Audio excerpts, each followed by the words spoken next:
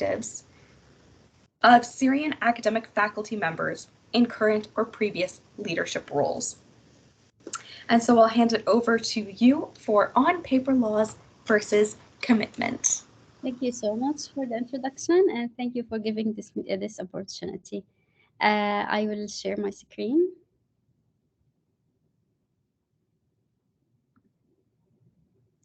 Oops. Sorry.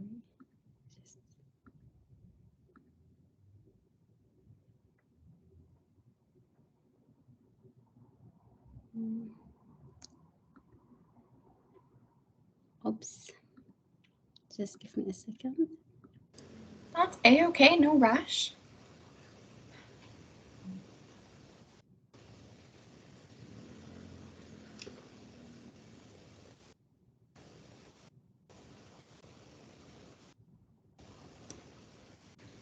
I also have it if you would like me to share it, if that's easier.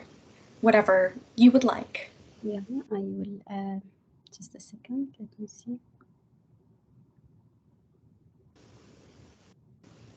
It says that we need a permission to share your screen. Oh, sorry. Well, you should have permission to. Okay. Hopefully.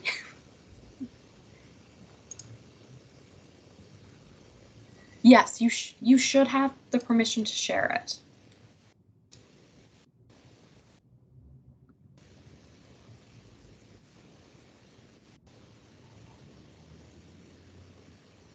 Can you share it from your side to save some time? Sorry for this. I'm so sorry. Oh, that's okay. Okay. All right. Thank you so much. So no problem. Sorry for these inconveniences. So as you can see, my presentation is about on-paper laws versus commitment. It is one aspect of my PhD research topic, which is around the underrepresentation of female leadership in higher and senior leadership positions in Syrian higher educational institutions. So first of all, I will have a preview of what I will represent briefly. The second slide. So I will give some contextual background information about this presentation, my positionality. I will then talk about the on-paper law versus commitment, the invisible wall of academia, and the perspective. I will select some perspectives of the female academics around the issue. So to start with the context, just as you might know, that the war in Syria started like back in 2011, and it affected all aspects of life. And one of these aspects is the higher educational institution. It was literally fragmented and shattered, and also it impacted women in Syria in general, and in higher education institution in specific, in which the number of female academics were more than the male number. And as a kind of irony, these, like, if you enter any faculty or department and you see it is overpopulated by female academics, they usually say that it is the pink planet. So we have this pink planet metaphor very common, as you know, like female usually like pink colors, so it is connected, that the whole department is like called like the pink planet metaphor as a kind of irony, and usually this is said by men. For example, the department that I used to work in, it has like 23 female lecturers, 2 female administrative staff, and two male leaders, the head of the department and his deputy. So maybe someone would say like, this is good for women. They have the chance to occupy more positions that they do not used to have it before. But unfortunately, they are still there doing the extra job without having the opportunity to do any kind of decision making or having like leadership positions, except of course for very few numbers of them. So to continue on this, why I choose this topic. And at this stage, I was planning to do my PhD, and I was thinking of a possible topic around it. And in one of the incidents, we had a meeting with our head of the department, and one of my colleagues was complaining about the extra workload, because we used to work really very hard. We do literally everything except decision making. And in response, the head of the department told her in a very bossy way. There are very few men left. So you, pointing at the female lecturer, my colleague, are supposed to serve us and do as we please. And in this situation, we were all silent. We were really very struck by the answer that we had. And after the meeting, she was complaining to me. She was really very annoyed, very angry. But like we got a lot of such examples, like bad treatment by our supervisors, by our directors, by the deans. But it doesn't come to us that because we are women, this concept is not there, this culture is not there. We don't say that because we are women we are treated like this. So here I started thinking, the next slide please. Yeah. Why female academics, including myself, are very unaware of the problem. That incidents make me think of maybe because we are women that we are treated this way. So when we had such incidents, we think of everything. So we just give excuses to ourselves, like maybe because we are not qualified, maybe because of social connections, maybe because of class discrimination. But it doesn't happen that we say because we are women, we are treated like this. So here I started reflecting. It is because we are women, we are treated like this. And the reflection process started. I returned back to my childhood as a girl, as a little girl. If you turn the slide. This is me, by the way. I used to daydream a lot. I used to say these dreams to my mother. I used to speak to her like for hours about my big dreams, what I want to be in life, etc. And she was actually a good listener. But at the end of each conversation, she used to end her speech by telling me, the next slide, that you are a girl, don't aim too high, and if you do, you will fall down and have your neck broken. This sentence is still now in my mind, ringing, but as a kind of motivation, not motivating sentence.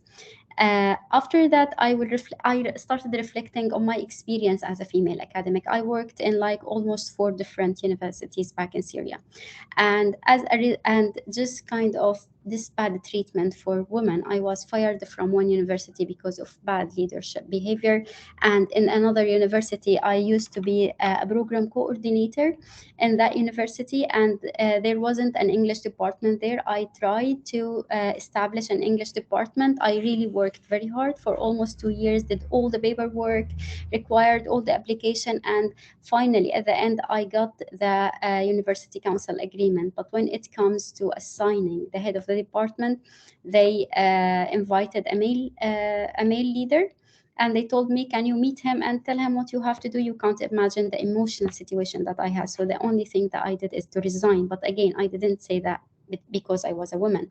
And the last incident that I started my presentation with is leaving the country because of that incident, of just like realizing what was the issue like. Next statement, next slide. Yeah, next one. Sorry, there's so here.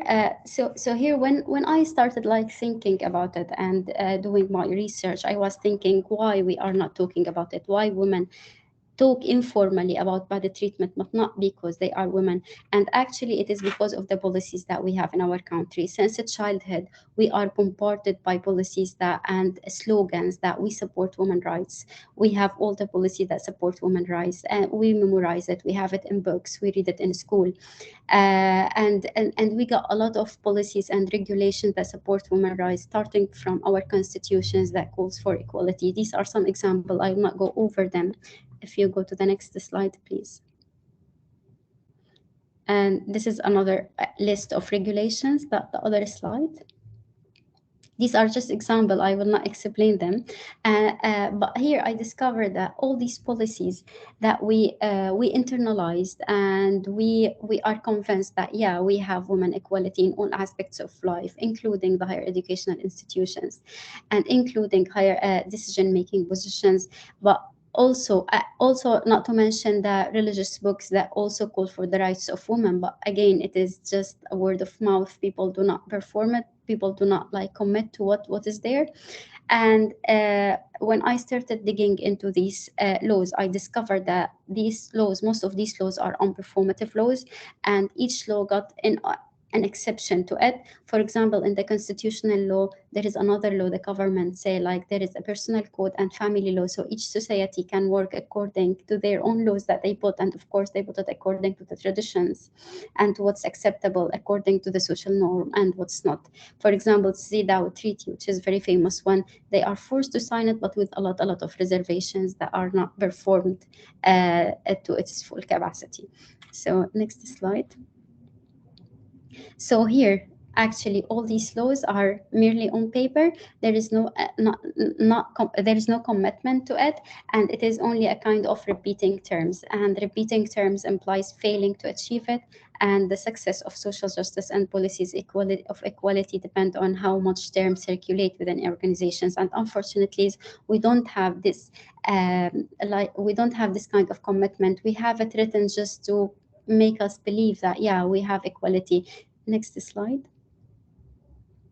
And here we can say that the saying does not always lead to doing, and it is only kind of the aesthetic side of it. Like, look, we have achieved equality, but in reality, there's nothing actually. And they silence people to talk about it, especially females. So it is like kind of the lip service model or the penitent model. Next slide.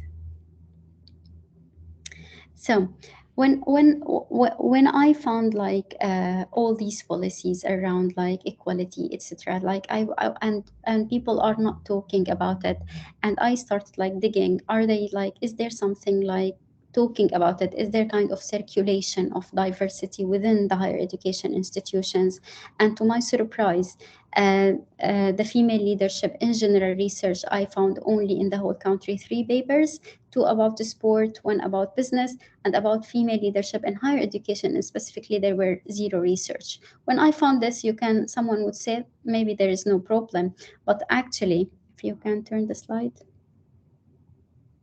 So here, is there equality in our university, or are they denying the problems? So it is like they are denying the problem. Next slide.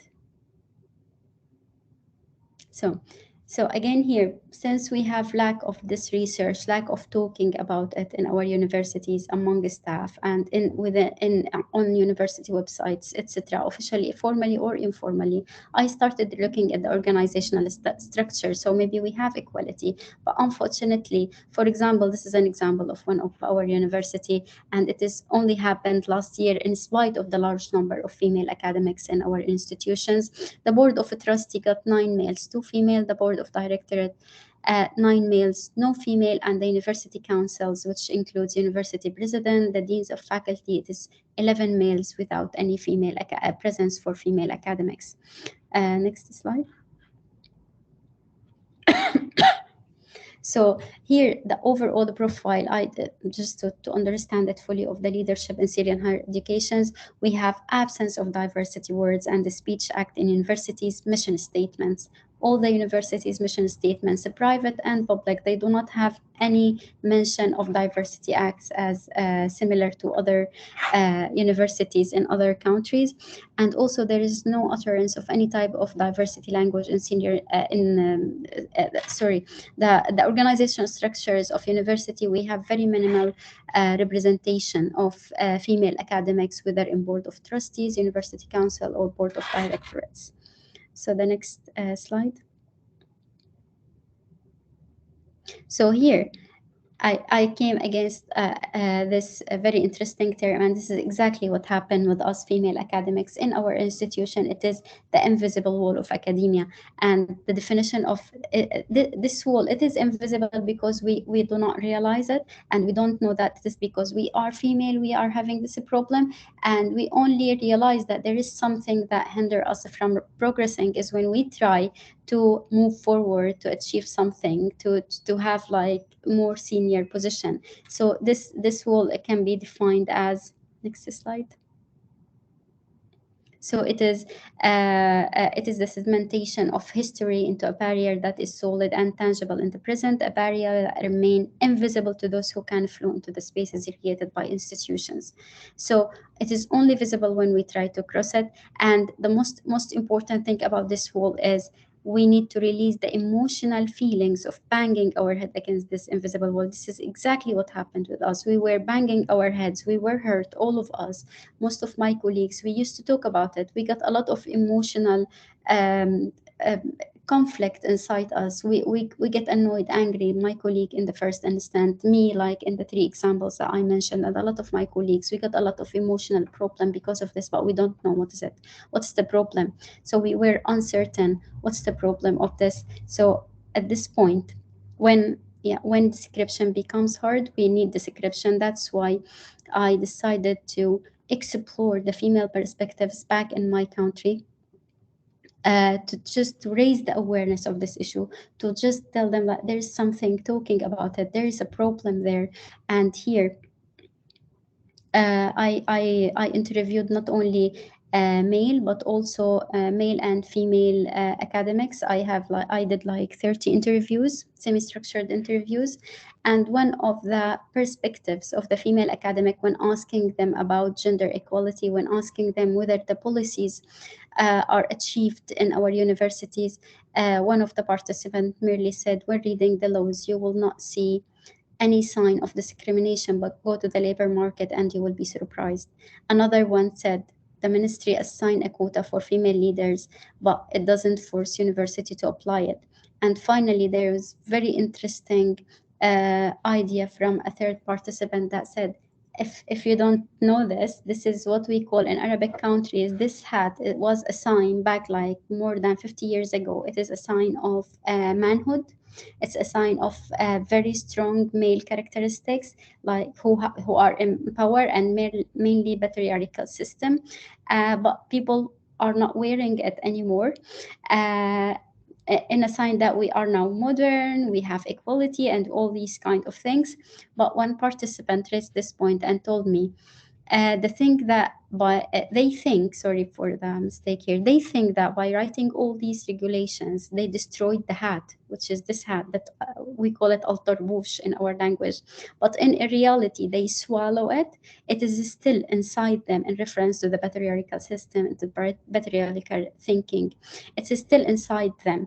So yeah, actually, it's still there, but no one is talking about it. Yeah, fine. That's it. The final slide. Yeah, thank you so much.